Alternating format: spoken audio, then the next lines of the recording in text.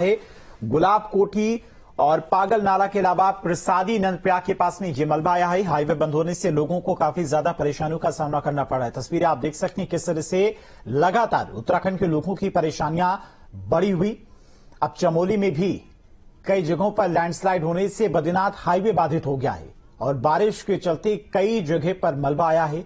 लगातार खतरा भी बना हुआ है। जो गाड़ियां गुजर भी रही हैं उन गाड़ियों पर भी मलबा गिरने का खतरा बना हुआ है। गुलाब कोठी, पागल नाला और प्रसाद नंदप्रयाग के पास में ये मलबा आया है। रास्ता बीच में जाम हो गया, फंस के बीच में खड़े हैं। अभी क्या बोल रहे हैं? अभी रास्ता साफ होगा जब निकलेंगे। लोगों को कई दूर दूर लोगों को जाना है, स्कूल के बच्चे परेशान है, यात्री परेशान है। इसी प्रकार क्योंकि ये दोनों तरफ से ये हाईवे बिल्कुल पूर्ण रूप से बंद हो चुका है। 11 बजने वाला है और हाईवे हमारा मेन 11 बजे तक बंद है। राष्ट्रीय राजमार्ग देर रात हुई भारी बारिश के चलते कई जगहों पे मलबा आने से अवरुद्ध हो गया है। हम नंदप्रयाग के पास हम लोग आप देख सकते हैं कि एक जो पूरी चट्टान का हिस्सा है वो टूट कर आया है और जो सामने जो दुकानें थी वो बाल बाल यहाँ पे लोग बचे हैं। और इस तरह की कई घटनाएं देर रात चमोली में हुई हैं। देवाल की अगर बात करें तो हरनी क्षेत्र में भी पुल बहने की घटना है जिससे कई गांवों का संपर्क टूट गया है। वहीं दूसरी ओर जो स्थानीय लोगों का कहना है कि पूरे जनपद में जिस तरह से आपदा को लेकर जो दावे प्रशासन की ओर से किए जा रहे हैं वो सारे खोखले साबित हो रहे हैं। Surendra Rawat, news state, Chamoli.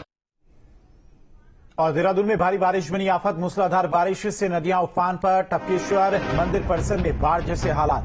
मंदिर से होकर गुजरने वाली तमसा नदी का रौद्र रूप देखने को मिला है। भारी बारिश के चलते हालात बिगड़े हैं। सड़कों पर सैलाब जैसी स्थिति बनी हुई है।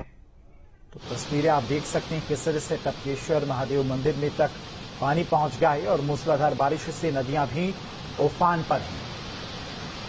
टपकेश्वर महादेव मंदिर के करीब से गुजर रही इस नदी की तस्वीरें आप देख सकते हैं कितनी रौद्र रूप से ये नदियां बह रही हैं। बाढ़ जैसे हालात इलाके में बने हुए हैं। मंदिर के पास से गुजरने वाली तमसा नदी की ये तस्वीरें, तमसा नदी का रौद्र रूप देखने को मिल रहा है।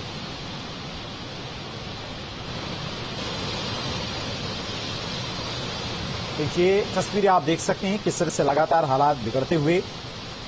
टपकेश्वर महादेव मंदिर के पास की ये तस्वीरें हैं जहां तमसा नदी अपने रौद्र रूप में बह रही है। तो लगातार लोगों की परेशानियां भी बढ़ी हुई हैं।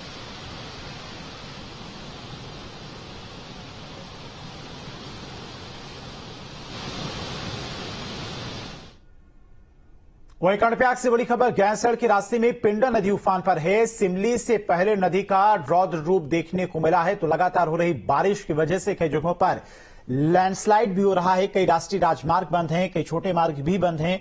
कई गांव का संपर्क तक कट गया है। दूसरी तरफ नदियां अपने रौद्र रूप में बह रही हैं। कर्णप्रयाग के गैरसैंण के रास्ते में पिंडर नदी जो पड़ती है वो भी इस वक्त उफान पर है।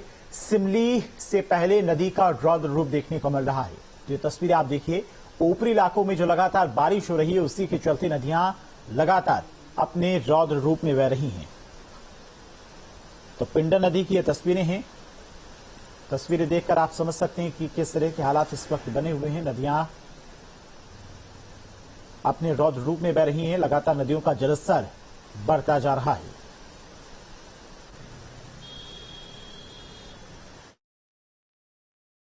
मैं इस समय कर्णप्रयाग और गैरसैंण के रास्ते में पिंडर नदी के किनारे हूं और पहाड़ों में हो रही लगातार मूसलाधार बारिश के बाद पिंडर किस तरह से रौद्र रूप अपनाए हुए है ये मैं आपको दिखाता हूं। आप ये पिंडर नदी को देखिए। ये पिंडर नदी अभी यहां से तकरीबन 6-7 किलोमीटर 5-6 किलोमीटर आगे चलकर अलकनंदा में मिल जाएगी। कर्णप्रयाग में अलकनंदा के साथ इस नदी का संगम होता है और ये पिंडर ग्लेशियर से इसका उद्गम स्थल है पिंडर ग्लेशियर। आप इसमें इसके पानी में उठती हुई लहरों को देखिए। पत्थरों से टकराकर बहुत ऊंचाई तक इनकी लहरें उठ रही हैं और ये पानी का वेग और पानी की मात्रा दोनों बताती हैं कि किस तरह से पिंडर नदी का रौद्र रूप देखने को मिल रहा है। और ये कर्णप्रयाग में भी काफी तांडव मचाए हुए हैं। दोनों तरफ आबादी क्षेत्र हैं। आबादी क्षेत्र को भी खतरा हो सकता है। और इसके पिंडर के बारे में एक कहावत है कि पिंडर जितना शोर मचाती है उतनी खतरनाक भी है। तो ये दूसरी नदियों की तरह नहीं है और ये असाधारण नदी है जब इसमें पानी का बहाव आता है तो पिछले दिनों आपने देखा होगा कि कर्णप्रयाग के पूरे एरिया से नदी के किनारे बसे हुए लोगों को सभी को हटाना पड़ा था। ये वही पिंडर है जो थोड़ा सा आगे चलकर अलकनंदा में शामिल हो जाएगी, उसमें उस पिंडर का अलकनंदा में विलय हो जाएगा।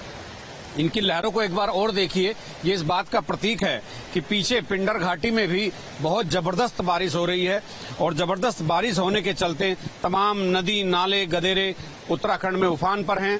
शासन ने अलर्ट भी किया है, सरकार चौकन्नी भी है, एसडीआरएफ एनडीआरएफ सब तैनात हैं, लेकिन नदियों का बहाव और नदियों की गति और नदियों की लंबाई इतनी है कि कहां कहां आप रेस्क्यू करने के लिए संसाधन झोंकोगे, इसीलिए लोगों को खुद ही अलर्ट रहना होगा। अपने सहयोगी कैमरामैन सोनी कुमार के साथ न्यूज स्टेट